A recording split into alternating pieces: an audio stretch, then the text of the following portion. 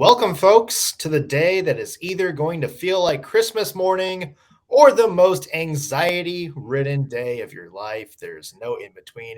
It is the NHL trade deadline, and we're counting down to 3 p.m. with all the things you need to know, including what is going to happen with Filip Forsberg, the big talk around the NHL as he becomes the Preds' all-time goal-scoring record. Preds beat the Toronto Maple Leafs in a fun game. What does that mean for the playoff push and the trade deadline? We are going to read way too much into everything, including post-game celebrations, today on Locked On Predators. You're Locked On Predators, your daily podcast on the Nashville Predators. Part of the Locked On Podcast Network, your team every day.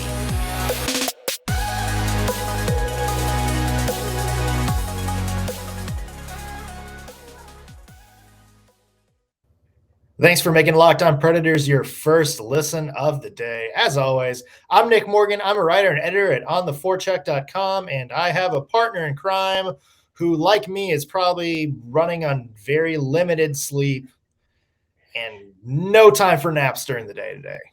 Yes, my Twitter thumb is going to be very sore from scrolling. I'm Ann Kimmel. I'm a writer at ontheforecheck.com. It's going to be a fun day. It's going to be crazy. Depending on the word fun. Yes, it could be air quote fun. It could be air quote fun. Today's show is also brought to you by our friends at BetOnline. BetOnline has you covered this season with more props, odds, and lines than ever before. BetOnline, where the game starts. And I think we should also throw a disclaimer out there. So due to scheduling and the fact that we wanted this episode out as early as possible for your Monday morning, we are recording this the night before. This is bold. So if there's anything that happens in the twilight, we don't know about it yet, but we are going to have later today, 3 p.m. Eastern, here on the Locked On Predators YouTube channel, a live trade deadline reaction show. So if something did happen in the wee hours of the night, we are going to break it down right then and there. So for all we know, we will publish this, and then like 15 minutes before we'll get that tweet. Right. Like, by the way, Filip Forsberg, $12 million a year deal. That's always maybe not that. Yeah. Let's start by talking about our dear friend Prince Filip. Let's talk about it. Eventful weekend for him. Of course, he scored the game-winning goal as the Predators beat the Toronto Maple Leafs at Bridgestone Arena. That was his 33rd of the season, but more importantly, his 211th as a Nashville Predator in his entire NHL career. He is now the Predators' all-time leading goal scorer. We saw after the game, he was the number one star. Big ovation when the goal was scored. Huge. Big celebration from Forsberg. And as fans noticed, because there was, audibly a lot of support for Forsberg during the game. When Forsberg was the number one star, he came out and then tapped the jersey, tapped the Predators logo as he was kind of doing a victory lap in front of the fans. Let's read way too much into that, Anne. Why don't you start? Well, I'm here for reading way too much into things. And at this point, because nothing's gotten done, I think that's what we're left with. I think it's evident, and I think they've put out the statement that Filip Forsberg wants to stay here in Nashville. David Poile wants to sign Filip Forsberg. The number, the dollar amount is allegedly the sticking point. At this point, I think it's obvious that Filip Forsberg wants to get it done. Well, I say that. Maybe Filip Forsberg wants to dip his toes into free agency and see what else he can get. So maybe not. But it seemed like from that gesture, he is indicating that he wants to be a Nashville Predator for the long haul. And I think it was very obvious from the response in Bridgestone Arena. Nashville Predators fans feel the same way. They want to get something done. And everybody would feel better if it got done before the trade deadline. I'm not sure that's going to happen. I don't think it's going to happen either, but I'm with you. I saw some people on Twitter saying that maybe the tap on the crest was maybe just in case this is my last game, I don't want to Oh let gosh. you know. I don't think that's it. I agree. Mm-hmm. And I don't think he's done. And I don't know if I'm going to say for sure I think he'll be back. But here's the thing, because everybody, of course, is comparing this to Ryan Suter back in 2012, and kind of the missed opportunity for Poile to sell Suter while he had a chance. But here's the difference with that. With Ryan Suter, the story all season long, as you know, as I can remember in trade deadline news, media, whatever, was just where Ryan Suter was going to play next season. Like, it was a question mark. Was he going to play? There's rumors he was linked to Detroit because Lindstrom was retiring. There's rumors that the Rangers. So there was like all these big clubs that were like linked to Ryan Suter throughout the season.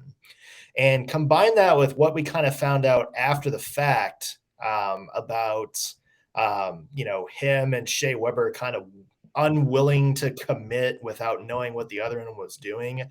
That kind of made me think that it was Ryan Suter didn't really want to commit to the team and the direction. Mm-hmm. He was wary about, the future of the Preds, wary about coming back. With Filip Forsberg, I don't get that sense. I would agree. Me, with fan goggles on a little bit, but from everything I've heard from Filip Forsberg, combined with all the rumors that we've had come out from pundits, and really from Forsberg himself, it seems like he wants to commit to Nashville. He is willing to go all in if the dollar amount is right. Right. And I think Matt Duchene has kind of jumped into the conversation just very briefly and said he would be shocked if Filip Forsberg wasn't back. And I think that speaks to what you're saying. Filip Forsberg is bought into this team. This isn't maybe I don't want to be a Nashville Predator. I really do think the sticking point is the nuts and bolts of the contract. Yeah. It's not a question of does he want to be a Nashville Predator? Does he want to stay here?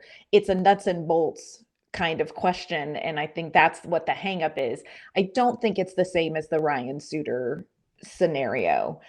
Now, if you are David Poile, you're of course faced with the fact that if you don't sign Filip Forsberg at the end and he does decide to go somewhere else, you have just lost a great bargaining chip.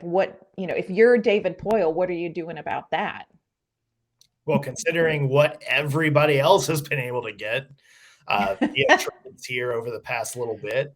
But, it's almost, I can't think of a return, and I am including like 3 first-round draft picks that would be worth losing Forsberg this season. Yes.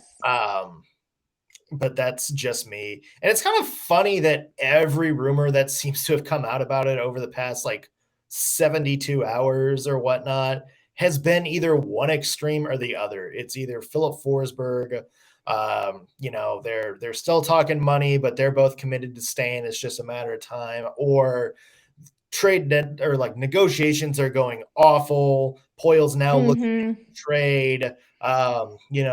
It's a fire sale in Nashville. So it's like, we can never just get like a happy medium.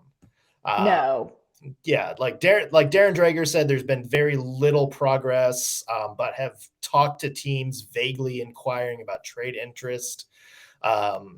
He also added that the Preds are probably not going to trade Forsberg.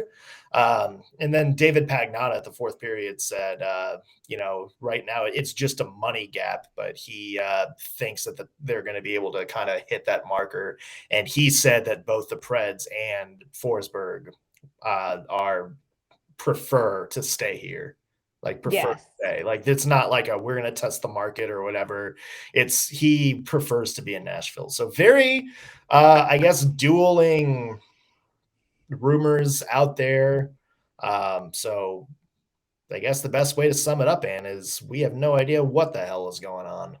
Nobody has any idea except for Filip Forsberg's people and David Poile and his people. And the rest of us are waiting to see what happens between those two people. Yeah, that includes us because, yeah, it would suck if Filip Forsberg left Nashville, especially in the middle of this season, because as we're about to talk about in a little bit, the Toronto Maple Leafs game was once again living proof that the Predators can do some damage this postseason. And I really mean that, and I truly think that. We want to talk about that in a little bit, but first, I want to mention today's show brought to you by our friends at Athletic Greens. I started taking Athletic Greens because they sent me a box. I was very, very skeptical about it. I'm not a big on like weird green powders or any kind of, magic health thing. I'm very skeptical of that, but I've been taking it for about 2 weeks now. And let me tell you, I can tell the difference. First off, it tastes great, which is very weird. When you look at it, you would think there's no way this green powder can taste great, but it actually is delicious, has like a little hint of vanilla in it. It tastes kind of like a tropical smoothie a little bit. Like, it is not painful to drink at all. I've proudly made it part of my morning routine. They have 75 high quality vitamins, minerals, whole food source superfoods, probiotic, and adaptogens to help me start my day right. This special blend of ingredients supports my gut health, my nervous system, my immune system, my energy, my recovery, focus, and aging. Pretty much everything. I notice it during the day. Like, I can stay up longer at night because I don't feel that 3 o'clock, 4 o'clock crash that I used to. I'm not bloated anymore. I have plenty of energy throughout the day, a lot sharper when I do day job stuff in the morning. So yeah, this is definitely something that I recommend. So right now it's time to reclaim your health and your immune system with convenient daily nutrition, especially heading into the flu and cold season. All you need is 1 scoop in a cup of water every day. That's it. No need for a million different pills and supplements to look out for your health. To make it easy, Athletic Greens is going to give you a free 1-year supply of immune boosting vitamin D and 5 free travel packs with your first purchase. All you have to do is visit athleticgreens.com/NHL network. Again, that is athleticgreens.com/NHL network to take ownership over your health and pick up the ultimate daily nutritional insurance.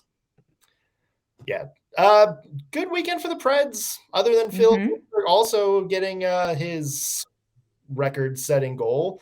Roman Josi is now on pace for 100 points this season, which is not something we have seen from a defenseman since, I believe, 1991 was the last time this happened. And the Preds won a very entertaining 6-3 game over the Toronto Maple Leafs. And what's your big takeaway from kind of all the on-ice and off-ice stuff from this past weekend for the Preds? For me, the biggest takeaway is how important this bounce back win was. The Predators had a really rough game in a number of areas against the Philadelphia Flyers. We've seen this team earlier in the season have those kind of games like the Flyers game where just they were not clicking, they weren't executing, things were off. And earlier in the season, it would take 2 or 3 or 4 games to sort of right the ship.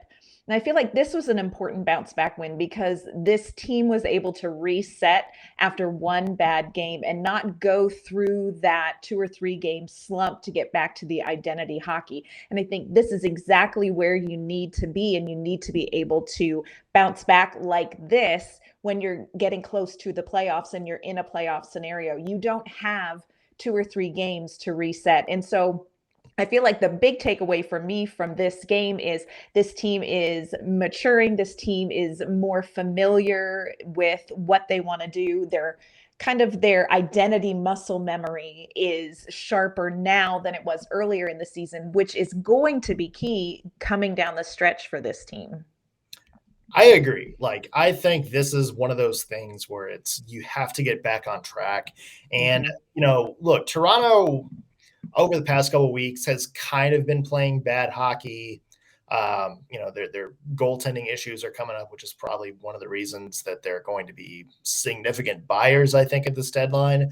But whenever you can beat a team at home over a team like Toronto, one of the staples of the NHL, a team that is getting a lot of buzz, has one of the best pure goal scorers in the NHL right now.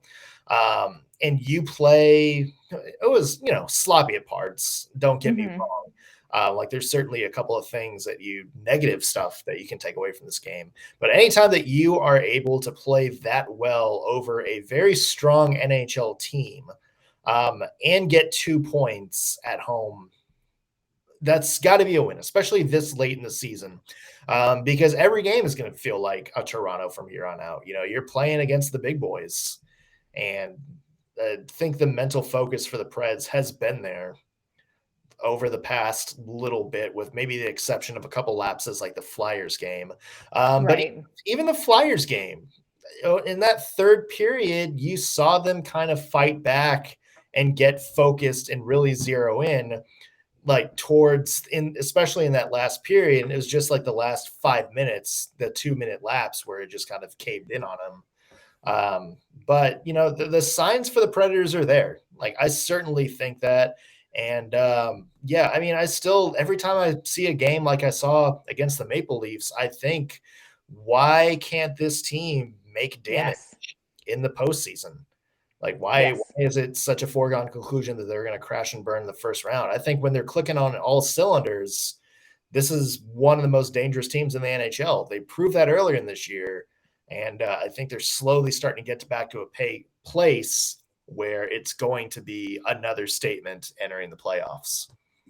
We talked about, after the Flyers game, we were kind of ruminating on the question, how do you have Matt Duchene, Filip Forsberg performing as well as they are? Roman Josi, absolutely off the charts games. UC Saros, solid in it. How do you have these things and not win games? And I think when you watch the Toronto Maple Leafs, you take that same information and you say, how is this team a team that's going to go out in the first round of the playoffs? When you look at what they can do when they are dialed in, when they are focused, when they are executing well, this is a team that could surprise a lot of teams in the playoffs when they're playing their best hockey. This is you watch the Toronto game and I come away and I think, why not? Yeah. Why not the Nashville Predators deep into the playoffs when they're executing this well? Why not? If they can stay healthy. There are a few areas where I wish that they would maybe do some things before 3:00 on Monday, but whether they do or not, what they had on the ice last night, I felt like that's a playoff looking team. Yeah, we're going to talk about in just a second, because I want to get your mind. Like, what do you think the Preds are going to do? That's going to be a thing to talk about. Roman Josi. Yes. This man is now tied for 7th in the NHL in points right now. Only 15 back of Connor McDavid for the lead. He is a defenseman, the only defenseman in the top 15 in scoring in the entire NHL right now. He is absolutely crushing every competition. I know all the odds and the trophy trackers have him kind of third almost on average right now. I would have to say, when the next batch comes out, it is getting harder and harder as the season goes on not to put Roman Josi as the Norris Trophy winner. Yes. It's going to be the case by the end of the year, because look, if he's in the middle of the pack with Cale Makar, Adam Fox, Victor Hedman, like that's certainly fine. Aaron Akblat, I know, was, kind of a trendy pick for a while. He unfortunately looks like he's done for the rest of the year, or at least the rest of the regular season. So you would think that takes him kind of out of the running for that. But if it was in the middle of the pack, fine. But you look at what he's done. That's his 4th consecutive game of at least 3 points. He is on pace to be the first defenseman in almost 3 decades to hit 100 points on the season. We'll have to see if he can keep up that pace. That is a very strong pace. He's got to have 25 points in his last however many games the Preds have left. But yeah, he has got to have 25 points from here to the end of the year, which is certainly possible. And more importantly, the Preds are winning. Like, take the Flyers game out of the equation. The Preds are finally kind of hitting their stride again, putting some pressure on some of the teams ahead of them in the Central right now. And yeah, I mean, it's going to get really hard to overlook Yossi's resume when voters start to vote.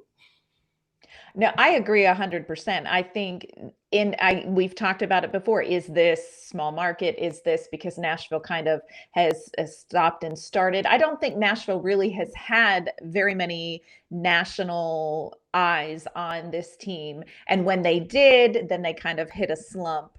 And so that sort of dissipates any interest in following the Nashville Predators on sort of a national level.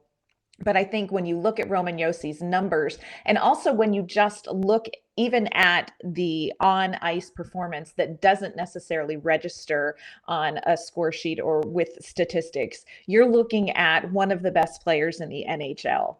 And to have him, I believe he's tied with Ovechkin for goals right now, to have him, or points, to have him there and not acknowledge the fact that not only is he outstanding defensively, but look at what he's contributing offensively. I don't know quite how anybody ignores it. I agree with you. I think the next time this kind of conversation comes out and they do sort of a straw poll, I think you're going to see some movement for Roman Josi, because you really can't ignore what he is doing. Do you think if he keeps playing at the pace he's at now, he should enter the Hart conversation? Not just the Norris, the Hart. Yes. Yeah. I really do. The only thing that I think would work against him is that there are so many there's a handful of other Nashville Predators who are also having record-breaking seasons, who are also performing really, really well. And so I wonder if that might affect somebody's perception. But I think he has to be a part of that conversation, as well as, continuing to play the way he is.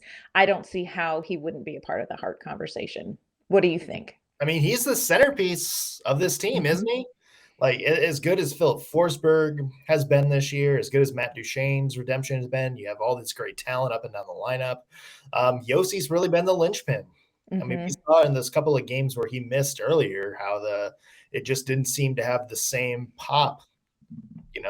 The Preds seem to have lost a little bit of their luster in that time, and just how good the Preds are, how dangerous the Preds look on both ends of the ice when he is one of the 5 skaters on there is very, very telling.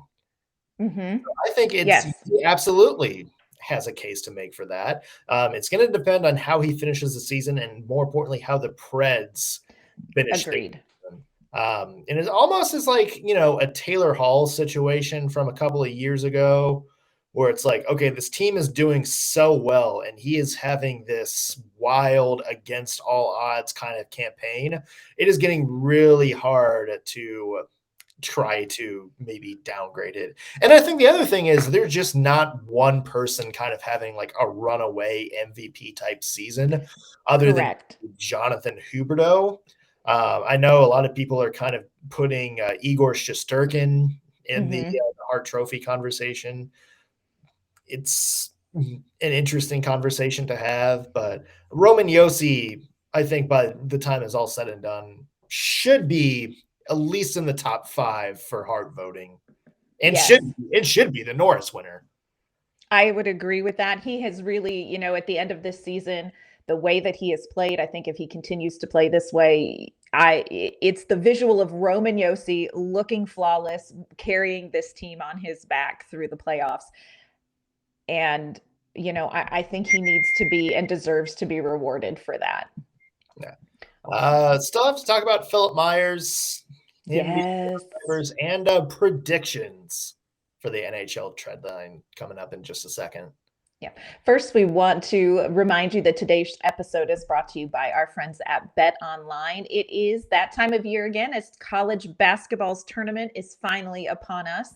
From all the latest odds, contests, and player props, betonline.net is the #1 source for all your sports betting needs and information. BetOnline remains the best spot for all of your sports scores, podcasts, and news this season. And it's not just basketball. BetOnline is your continued source for all your sports wagering information needs, including live betting and your favorite Vegas casino games. Head to the website today or use your mobile device to learn more about the trends and action. BetOnline, where the game starts. Well, it looks like for the time being, the Nashville Predators have said goodbye to Phil Myers, one of the two pieces the Preds got from the Flyers in the Ryan Ellis deal. He's been put on waivers, and as we just saw not too long ago from Frank Saravelli, he has gone unclaimed, so he'll presumably wind up with the Milwaukee Admirals. It's a shame. It's a shame that the Predators really couldn't find value in him, because I do think the past couple of years in Philadelphia, he played fairly well. I mean, I think a lot of people were expecting maybe this to kind of be a year where, I know there weren't a lot of people that maybe had him pegged as, a top 4 guy. I think a lot of people just maybe as like a solid top 4 fill-in guy, more somebody who can kind of really ground your bottom 6, kind of be that reliable guy. And he just couldn't do that this year. And it is a shame, because he had a lot of promise and by all accounts seemed like a really good guy.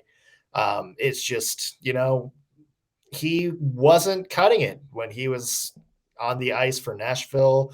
And combine that with the fact that Matt Benning and Mark Vorobietzky are each having really strong years. I mean, Preds seem like that's going to be the direction they go at the trade deadline, is maybe finding a bottom pair guy. Yeah, I would agree with that. And I feel for Phil Myers, it's definitely going from the thrill of victory to the agony of defeat, as he scored his first goal of the season against the Flyers and then is put on waivers. But I think it's a smart move for the Nashville Predators. I would agree with you. I don't think that he was ready to step into that role, especially with Boro and Benning playing as well as they were. But going to Milwaukee, spending some more time, there were definitely specific things that John Hines said that he wanted to see develop in Phil Myers' game. And I think giving him a chance to maybe develop that in Milwaukee, in such a great development program there, it's not a bad thing. I'm certain it's not what Phil Myers wanted, but I don't see how the Predators do anything different. And I do feel like this is an indication that they're very serious about figuring out that third defensive pairing. When Boro and Benning are healthy, I think that's great. Yeah. But they're not right now. And I think you don't want to head into the playoffs not having some sort of confidence in your 7th or 8th guy who's coming in. I did feel like on Saturday that Davies and Tennyson played pretty well. And I wonder if that was, there's a part of me, the conspiracy theorist in me, is wondering, is this a test for David Poile to say, do I need to go out and get a defenseman, or can we bring up defensemen from Milwaukee and get through, and get through the playoffs if, something were to happen to Boro and Benning. So I'm wondering about that, but I thought that they performed pretty well. I think better than what we've seen from other third pairings that have stepped in. So, hate it for Phil Myers, but I think it definitely shows that Nashville acknowledges that there's some work that could be done in that specific area of the lineup. Yeah, the Tennyson and Davies debut had that vibe of like the mom who's driving her children past the McDonald's. And they're all like, can we stop for McDonald's? And then it's David Poile in the front seat. It's like, no, we have McDonald's at home. We have Jeremy Davies and Matt Tennyson that are perfectly fine waiting in the Milwaukee fridge somewhere. Right. That kind of felt like, this is going to be like we only need them until Matt Benning and Mark Vorobietzky are healthy. Let's just see if they can kind of patch the gap, because I'm sure David Poile probably doesn't want to use a lot of futures to get people in at the deadline, if he even brings anybody in. He said on 102.5 The Game last week where he doesn't envision the Preds being huge buyers. That can maybe be a misdirection to kind of cheapen some teams' asking prices, or it could just be that he really has confidence in this team. That kind of brings me to the big question, Anne, is what do you think we're going to see from the Nashville Predators today? They have been linked in rumors to defensemen. Mm-hmm. While we're on that note, a couple of guys specifically named were Calvin DeHaan from the Blackhawks and Justin Braun from Philadelphia. Those were a couple of people named, although we know there's a lot of other teams looking on them. So what do you think happens to the Preds today? And what do you think is ultimately the deciding factor into do or do they not, I guess, go for it and bring some pieces in? This is really tricky because when we started this season, if you remember, this was competitive rebuild season. Yeah. And when you look at it through that lens, it would make sense that David Poyle's not going to throw everything, in the kitchen sink to try to make a run for it, because this is, this team is structured to be a competitive rebuild team for this season. But the play, when you look at how Nashville's playing, you can see this is also a team that could make a run. And so I think David Poyle really is in kind of this, you've got to either believe all in on this team, or you need to just sit back and see what you have can do. And I think that's probably more likely what David Poyle's going to do. I don't expect that he is going to be, I don't think you're going to see a lot of big moves for Nashville. I think Filip Forsberg is the most important piece for this team that's kind of up in the air. I wouldn't mind seeing a defenseman. That for me was an important thing for the Predators to look at. But I feel like with Davies and Tennyson, and perhaps the time frame for Boro and Benning returning is favorable in David Poyle's eyes, he might skip that. I wouldn't mind, and we've talked about this, I wouldn't mind seeing them go in for maybe a second line scorer. There's somebody in particular you want to name drop right now. Just go ahead and do it. Just go get Phil Kessel. Dang, go I get love Phil how Kessel. I have forever instilled the Phil Kessel to Nashville movement in Ann Kimmel's head right now. 100%. You know what? And I wouldn't have done it, but you said it. And then I went down the rabbit hole and I thought, this is somebody who I would love to see playing on a line with Ellie Tolvanen.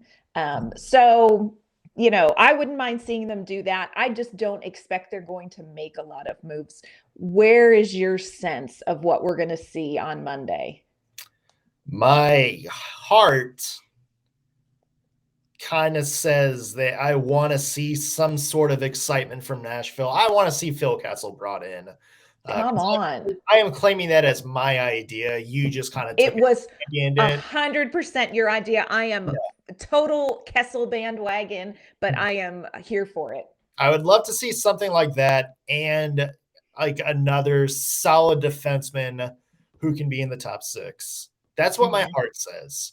My head says I think it's going to be very minimal from the Nashville Predators.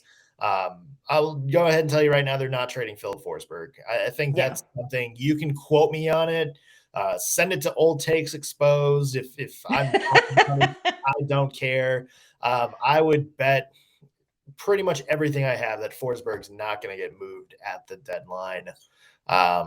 But that being said, I think it's going to wind up being kind of uneventful. I think it's going to be like, years past with like Gabranson and Corbinian Holzer.